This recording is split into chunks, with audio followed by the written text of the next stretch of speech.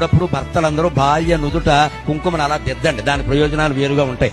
భార్యను ఎరగా వాడి కొన్ని కోట్ల రూపాయల స్కామ్ చేశాడు భర్త.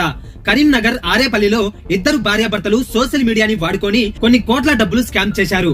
భార్య అశ్లీల ఫోటోస్ ఇన్స్టాగ్రామ్ లో పోస్ట్ చేసి ఆ పోస్టులకి కామెంట్స్ పెట్టే వాళ్ళను, తనకి మెసేజ్ చేసే వాళ్ళను ట్రాప్ చేసేది. ఆ పోస్టులకి కామెంట్స్ పెట్టే వాళ్ళను, తనకి మెసేజ్ చేసే వాళ్ళను ట్రాప్ చేసేది.